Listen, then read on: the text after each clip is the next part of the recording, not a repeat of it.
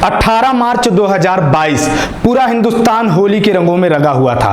पूरे हिंदुस्तान में होली के पवित्र त्योहार को रंग गुलाल उड़ाकर खेला जा रहा था। पूरे हिंदुस्तान के लोग होली के रंगों में सराबोर थे। अपने गांवों से दूर दराज शहरों में कमाने गए लोग भी अपने गांव वापस लौटे थे, अपने शहर वापस लौटे थे होली के पवित्र त्योहार को मनाने के लिए। दिल्ली से लेकर भोपाल तक होली के रंग में लोग रंगे हुए थे। मध्य प्रदेश के रायसेन जिले में भी उस दिन होली धूमधाम से मनाई जा रही थी। लोग एक दूसरे को रंग लगा रहे थे, मिठाइयाँ खिला रहे थे, नाश्ते करा रहे थे और होली के जश्न में डूबे हुए थे। उसी दौरान लगभग शाम को 6 बजे रायसेन जिले के सिलवानी थाना की घंटी बजती है। फोन को एक कांस्टेबल उठाता है और उधर से आवाज़ आती है।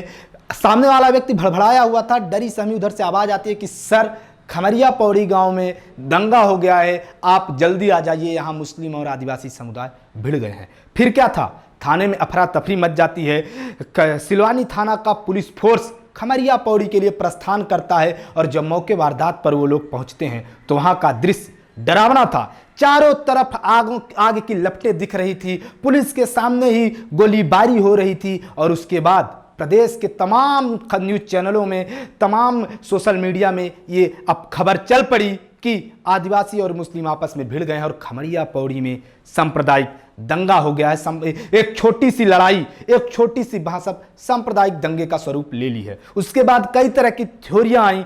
कुछ लोगों ने कहा मुस्लिम पक्ष की गलती थी, कुछ लोगों ने कहा कि आदिवासी पक्ष की गलती थी। हालांकि इस दौरान जो सभी ने कहा वो ये था कि हिंसा किसी भी हाल में नहीं होनी चाहिए, चाहे गलती किसी की भी हो। लॉ और ऑर्डर का कानून होना चाहिए, कानून व्यवस्था का शासन होना चाहिए। लेकिन सच्चाई क्या थी उस दिन की, अभी तक प्रदेश की जनता, देश की जनता इसको जानना चाहती है, क्योंकि ना पुलिस और ना ही कोई न्यूज चैनल इसकी सत्यता के तह तक गया है और ना ही किसी ने असलियत को बताया है। हमने ग्रामीण जनों से बात की, हमने आदिवासी पक्ष से भी बात की और हमने कुछ मुस्लिम लोगों से भी बात की। उसके बाद इस मामले की पूरी सच्चाई आप तक ला रहे हैं। इस मामले की लड़ाई की असल वजह क्या थी, कौन सी वो छोटी सी लड़ाई थी जो बाद में इतनी बड़ी आग के रूप में फैल गई, कौन सी वो चिंगारी थी जो इतने बड़े आग का स्वरूप ले ली, हम आपको बताएंगे। नमस्कार, मेरा नाम है शुभम शुक्ला और आप देख रहे हैं द लोकनीति। दरअसल 18 मार्च को हुआ ये था कि एक आदिवासी व्यक्ति खमरिया पौड़ी गांव के रास्ते, खमरिया पौड़ी उसके गांव के रास्ते में पड़ता था, तो खमरिया पौड़ी से अपने गांव को निकल रहा था। तो रास्ते में ही खमरिया पौड़ी चूंकि मुस्लिम आबादी वाला गांव था, वहां पर कुछ मुस्लिम युवक नशे की हालात में थे। उसने उस व्यक्ति को रुकवा लिया। जो व्यक्ति बाइक से जा रहा था, आदिवासी युवक, उसके साथ उसकी बहन भी थी। ऐसा हमें एक मुस्लिम व्यक्ति ने ही बताया। मुस्लिम व्यक्ति के अनुसार, जो मुस्लिम व्यक्ति थे जो उनसे बात कर रहे थे, उन्हीं के अनुसार कि उन लोगों ने, कुछ मुस्लिम व्यक्तियों ने उस व्यक्ति को रुकवाया और उसके साथ बदतमीजी करने लगे, उसकी बहन के साथ छेड़खानी करने लगे, उसका वीडियो बनाने लगे, उसको बाइक से उतार दिए। इसके बाद कुछ युवकों ने उन्हें मना किया और फिर वो उसको जाने दिए। वो आदिवासी युवक अपनी बहन को लेकर गया और वापस अपने भाई के साथ उस गांव में गया और लोगों से बोला कि ऐसा आप लोग क्यों कर रहे थे। कहा सुनी बढ़ी और नशे में लुप्त उन मुस्लिम युवकों ने उस व्यक्ति को 3 से 4 चपत लगा दी, उस व्यक्ति के साथ मारपीट कर दी। जिसके बाद वो व्यक्ति वापस अपने गांव गया और वापस अपने गांव से वो भारी भीड़ लेकर खमरिया पौड़ी में आ गया। आदिवासी सिर्फ न केवल वो अपने गांव से बल्कि आसपास के 3-4 गांवों से भी वो व्यक्ति खमरिया पौड़ी में भीड़ लेकर इकट्ठा हो गया। मामला बढ़ गया।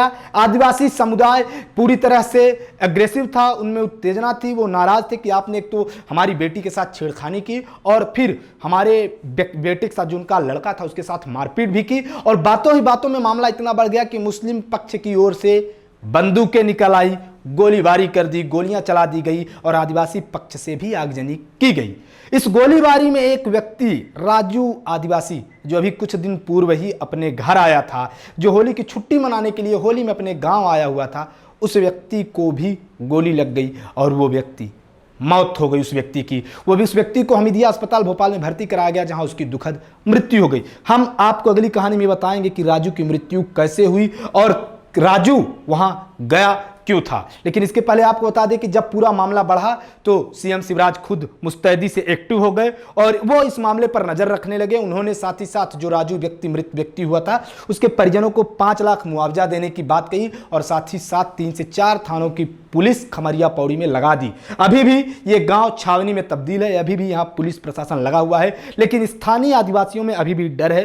स्थानीय आदिवासियों का ये स्पष्ट कहना है कि मुस्लिम घरों की जांच कराई जाए तो एक एक घर में बंदूक निकलेगी। वहीं मुस्लिम पक्ष भी अब डरा सहमा है। मुस्लिम पक्ष के लोगों का भी कहना है कि छोटी सी लड़ाई में दंगे का रूप ले ली, सांप्रदायिक स्वरूप ले ली, लेकिन अब आदिवासी लोग बदला ले सकते हैं और उनका पुलिस प्रशासन से यह अनुरोध है कि और पुलिस प्रशासन लगाई जाए, कड़ी व्यवस्था की जाए ताकि इस सांप्रदायिकता को, इस हिंसा को अब यहीं खत्म किया जाए। तो इस कहानी की जो असली इस कहानी थी, इस निर्मम दुर्घटना के पीछे, इस सांप्रदायिक हिंसा के पीछे जो असली कहानी थी वो मुस्लिम युवक और स्थानीय लोगों से बातचीत के आधार पर हमने आपके सामने रखी है। इसका मोटो हमारा परिदृश्य किसी भी रूप में हिंसा फैलाना या हिंसा का सपोर्ट करना नहीं है, बल्कि कहानी के इस घटना के पीछे की सच्चाई से आपको अवगत कराना है।